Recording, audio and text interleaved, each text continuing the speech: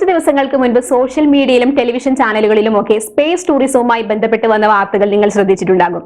പ്രത്യേകിച്ച് മലയാളിയായ സന്തോഷ് ജോർജ് കുളങ്ങര ഇന്ത്യയിലെ ആദ്യത്തെ സ്പേസ് ടൂറിസ്റ്റ് ആവാൻ പോകുന്നു എന്നുള്ള ഒരു കാര്യവും ഈ വിഷയത്തിലേക്ക് നമ്മുടെ ശ്രദ്ധ കൂടുതലായി ആകർഷിച്ചു. അപ്പോൾ ഇന്ന് സ്പേസ് ടൂറിസത്തെ കുറിച്ചാണ് നിങ്ങളോട് സംസാരിക്കാൻ പോകുന്നത്.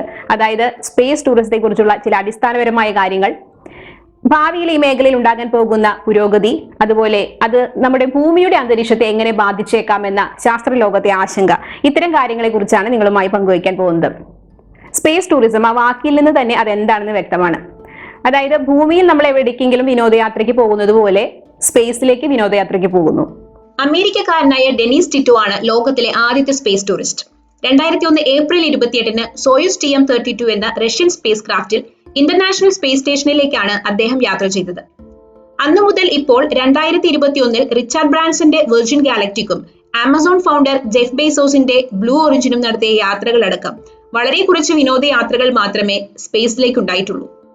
പക്ഷേ ഇനി വരാൻ പോകുന്നത് സ്പേസ് ടൂറിസം മേഖലയിൽ ഒരു വലിയ മാറ്റം തന്നെയാണ്. കോടികൾ മുടക്കാനുണ്ടെങ്കിൽ സ്പേസിലേക്ക് ഒരു ടിക്കറ്റ് ബുക്ക് ചെയ്യാം. വെർജിൻ ഗാലക്റ്റിക്കും ബ്ലൂ ഒറിജിനും ഇലോൺ മസ്കിന്റെ സ്പേസ് എക്സും ഒക്കെയാണ് ഈ മേഖലയിൽ പുതിയ മാറ്റങ്ങൾക്ക് തുടക്കം കുറിക്കുന്നത്. മുമ്പ് ആസ്ട്രോനട്സിന് മാത്രം സാധ്യമായിരുന്ന ഇത്തരം സ്പേസ് യാത്രകൾ ഇനി ഇതുപോലെയുള്ള പ്രൈവറ്റ് കമ്പനികളുടെ സഹായത്തോടെ മറ്റ് പബ്ലിക്കിനും സാധ്യമാകും എന്നുള്ളതാണ് ഇതിന്റെ ഒരു പ്രത്യേകത. സ്പേസ് ടൂറിസം തന്നെ ഈ സ്പേസ് ക്രാഫ്റ്റിന്റെ സ്പീഡ് അനുസരിച്ച് വിവിധ തരത്തിലുണ്ട്. ഓർബിറ്റൽ സ്പേസ് ടൂറിസത്തിൽ ഭൂമിയെ ഓർബിറ്റ് ചെയ്യാൻ വേണ്ട സ്പീഡ്, അതായത് ഓർബിറ്റൽ വെലോസിറ്റിയിലായിരിക്കും സ്പേസ് ക്രാഫ്റ്റ് പോകുന്നത്. ഭൂമിയുടെ അന്തരീക്ഷ പരിധി വിട്ട് സ്പേസിലേക്ക് പ്രവേശിക്കുന്ന ഡിസ്റ്റൻസ് എന്ന് പറയുന്നത് ഭൂമിയുടെ ഉപരിതലത്തിൽ നിന്നും 100 കിലോമീറ്റർ അകലെയാണ്. കർമാൻ ലൈൻ എന്നാണ് ഈ പരിധി അറിയപ്പെടുന്നത്. ഇന്റർനാഷണൽ സ്പേസ് സ്റ്റേഷൻ അതിനു മുകളിൽ, അതായത് ഭൂമിയുടെ ഉപരിതലത്തിൽ നിന്നും 408 കിലോമീറ്റർ അകലെയാണുള്ളത്. ഓർബിറ്റൽ സ്പേസ് ടൂറിസത്തിൽ യാത്രികർക്ക് 400 കിലോമീറ്ററിലും ഉയരത്തിലെത്താനും സ്പേസിൽ ദിവസങ്ങളും ഒരാഴ്ച വരെയും ചെലവഴിക്കാനും സാധിക്കും. സ്പേസ് എക്സ് കൂടുതൽ ലക്ഷ്യം വയ്ക്കുന്നത് ഇത്തരത്തിലുള്ള യാത്രകളാണ്. ആദ്യത്തെ സ്പേസ് ടൂറിസ്റ്റായ ഡെന്നിസ് ടിറ്റോ നടത്തിയത് ഇതുപോലുള്ള ഓർബിറ്റൽ ഫ്ലൈറ്റ് ആയിരുന്നു. 8 ദിവസങ്ങളോളം അദ്ദേഹം ഇന്റർനാഷണൽ സ്പേസ് സ്റ്റേഷനിൽ ചെലവഴിക്കുകയും ചെയ്തു. ഹൈ സ്പീഡ് അച്ചീവ് ചെയ്യേണ്ടതുകൊണ്ട് ഇതിന്റെ ടെക്നോളജി ഉയർന്ന ചെലവ് ഡിമാൻഡ് ചെയ്യുന്നുണ്ട്. അതുകൊണ്ട് തന്നെ ടിക്കറ്റ് റേറ്റ് വളരെ കൂടുതലാണ്. ഏകദേശം $55 മില്യൺ വരും. അതായത് ഏതാണ്ട് 408 കോടിയിലധികം ഇന്ത്യൻ റുപ്പീസ്. എന്നാൽ ബ്ലൂ ഒറിജിനും വിർജിൻ ഗാലക്റ്റിക്കും ഒക്കെ നടത്തിയ സ്പേസ് യാത്രകൾ സബ് ഓർബിറ്റൽ സ്പേസ് ടൂറിസത്തിലാണ് പെടുന്നത്. അതായത് ഭൂമിയെ ഓർബിറ്റ് ചെയ്യാൻ വേണ്ട സ്പീഡിൽ ഇവ എത്തിപ്പെടുന്നില്ല. വെർജിൻ ഗാലക്റ്റിക്കിന്റെ VSS യൂണിറ്റി സ്പേസ് ക്രാഫ്റ്റ് എത്തിയത് ഭൂമിയുടെ ഉപരിതലത്തിൽ നിന്നും 86 കിലോമീറ്റർ ഉയരത്തിൽ മാത്രമാണ്.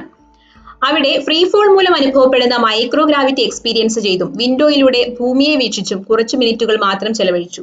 അതിനുശേഷം എറോപ്ലെയിൻ ലാൻഡ് ചെയ്യുന്നത് പോലെ റൺവേയിലേക്ക് ലാൻഡ് ചെയ്തു. ബ്ലൂ ഒറിജിന്റെ ഡോം ഷേപ്പിലുള്ള ക്യാപ്സ്യൂൾ യാത്രക്കാരെ വഹിച്ചുകൊണ്ട് ന്യൂ ഷെപ്പേർഡ് റോക്കറ്റിലാണ് സ്പേസിലേക്ക് ലോഞ്ച് ചെയ്യപ്പെട്ടത്. ഭൂമിയുടെ ഉപരിതലത്തിൽ നിന്നും 106 കിലോമീറ്റർ ഉയരത്തിലെത്താൻ ഇതിന് സാധിച്ചു. അതായത് കർമാൻ ലൈൻ ക്രോസ് ചെയ്തു. യാത്രക്കാർ കുറച്ചു മിനിറ്റുകൾ സ്പേസിൽ ചെലവഴിച്ച ശേഷം തിരിച്ചു ഭൂമിയിലെത്തി. ആദ്യം ബ്ലൂ ഷെപ്പേർഡ് റോക്കറ്റ് ലാൻഡ് ചെയ്തു. തുടർന്ന് യാത്രക്കാരെ വഹിച്ചുകൊണ്ട് ക്യാപ്സ്യൂൾ പാരഷൂട്ടുകളുടെ സഹായത്തോടെ ഡെസേർട്ടിലേക്ക് ലാൻഡ് ചെയ്തു. സബ് ഓർബിറ്റൽ ഫ്ലൈറ്റിന്റെ യാത്രാ ചെലവ് ഓർബിറ്റൽ ഫ്ലൈറ്റിനെ അപേക്ഷിച്ച് കുറവാണ്. വിർജിൻ ഗാലക്റ്റിക് $2.5 ലക്ഷം ടിക്കറ്റുകൾ വിറ്റഴിച്ചത്. അതായത് ഏതാണ്ട് 1,85,00,000 ഇന്ത്യൻ റുപ്പീസ് വരും. പക്ഷേ ബ്ലൂ ഒറിജിൻ ആകട്ടെ ഒരു ടിക്കറ്റ് കഴിഞ്ഞ ജൂണിൽ $28 മില്യൺ ലേലത്തിലൂടെ വിറ്റത്. അതായത് 208 കോടി ഇന്ത്യൻ റുപ്പീസ് ആണ് വരിക. പക്ഷേ ഈ കമ്പനി ഇതുവരെ ഒരു കൃത്യമായ ടിക്കറ്റ് പ്രൈസ് പ്രഖ്യാപിച്ചിട്ടുമില്ല. ലൂണാർ സ്പേസ് ടൂറിസം ഇതിനു മുകളിൽ വരും. അതായത് ചന്ദ്രനിലേക്കുള്ള വിനോദയാത്ര. ഏതാണ്ട് 2023 2043 ഇടയിൽ ഇത് സാധ്യമായേക്കുമെന്നാണ് കരുതുന്നത്. അതും കഴിഞ്ഞ് മാർസിലേക്കും സ്പേസ് എക്സ് ഇത്തരത്തിലുള്ള സ്പേസ് ടൂറിസം പ്ലാൻ ചെയ്യുന്നുണ്ട്. അപ്പോൾ മുൻപ് ഇത്തരം സ്പേസിനെ കുറിച്ചുള്ള വിഷയങ്ങളൊക്കെ പഠിച്ചിരുന്ന ആസ്ട്രോനട്സിന് മാത്രം സാധ്യമായിരുന്ന സ്പേസ് യാത്രകൾ മറ്റുള്ളവർക്ക് കൂടി സാധ്യമാകുന്നു എന്നുള്ളത് ഒരു വലിയ നേട്ടം തന്നെയാണ്. പക്ഷേ അതിനുവേണ്ടി മുടക്കാൻ കോടികളുള്ളവർക്ക് മാത്രമേ ഇത് സാധിക്കുകയുള്ളൂ. എങ്കിലും വിർജിൻ ഗാലക്റ്റിക്കിന്റെ ഒക്കെ 600-ലധികം ടിക്കറ്റുകൾ ഇപ്പോൾ തന്നെ വിറ്റഴിക്കപ്പെട്ടിരിക്കുന്നു. ഇനിയും ടിക്കറ്റുകൾക്കായി കൂടുതൽ ആളുകൾ വെയിറ്റിംഗ് ലിസ്റ്റിൽ കാത്തിരിക്കുന്നുമുണ്ട്. അതുകൊണ്ട് തന്നെ ഒരു ദിവസം 1-ലധികം യാത്രകളെ കുറിച്ച് അവർ പ്ലാൻ ചെയ്യുന്നു. അപ്പോൾ ഈ മേഖലയിൽ ഉണ്ടാകാൻ പോകുന്ന മാറ്റം എന്ന് പറയുന്നത് വളരെ വലുതാണ്. അതുകൊണ്ട് തന്നെ നമ്മൾ ഇതൊക്കെ കേട്ട് എക്സൈറ്റഡ് ആകുമ്പോൾ തന്നെ ഇതിന്റെ മറുവശത്തെ കുറിച്ചുകൂടി ചിന്തിക്കേണ്ടി വരുന്നു. ഇത് ഭൂമിയുടെ അന്തരീക്ഷത്തെ എങ്ങനെ ബാധിച്ചേക്കാമെന്ന ആശങ്ക പല ഗവേഷകർക്കുമുണ്ട്.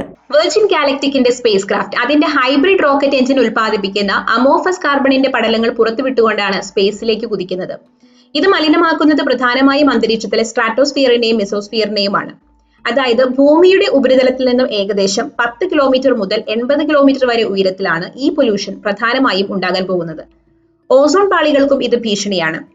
ബ്ലൂ ഒറിജിന്റെ റോക്കറ്റിൽ ലിക്വിഡ് ഹൈഡ്രജനും ലിക്വിഡ് ഓക്സിജനുമാണ് ഉപയോഗിച്ചിരിക്കുന്നത്. കാർബൺ എമിഷൻ മൂലമുണ്ടാകുന്ന പൊല്യൂഷൻ ഇതിന്റെ കാര്യത്തിൽ ഉണ്ടാകില്ല. പക്ഷേ ഇത് പുറത്തുവിടുന്ന വാട്ടർ വേപ്പർ ഓസോൺ പാളികളെ ബാധിച്ചേക്കാം.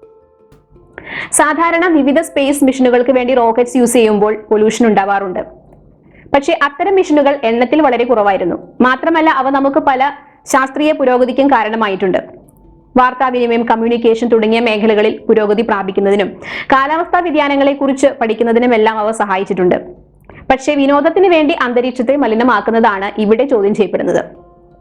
ഒരാൾ ഇത്തരത്തിലുള്ള ഒരു സ്പേസ് ഫ്ലൈറ്റ് നടത്തുമ്പോൾ അതുപോലെയുള്ള 60 വിമാനയാത്രകൾക്ക് തുല്യമായ പൊല്യൂഷൻ ഉണ്ടാക്കുന്നുണ്ട് എന്നാണ് പറയുന്നത്.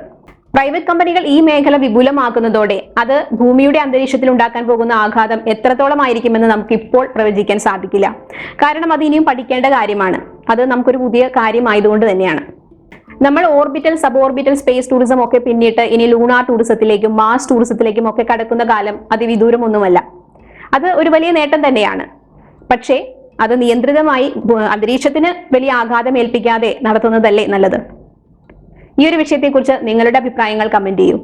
വീഡിയോ ഇഷ്ടമായെങ്കിൽ ലൈക്ക് ചെയ്യൂ. ചാനൽ സബ്സ്ക്രൈബ് ചെയ്യാത്തവരുണ്ടെങ്കിൽ സബ്സ്ക്രൈബ് ചെയ്യൂ. ഇനി മറ്റൊരു വീഡിയോയുമായി വീണ്ടും കാണാം.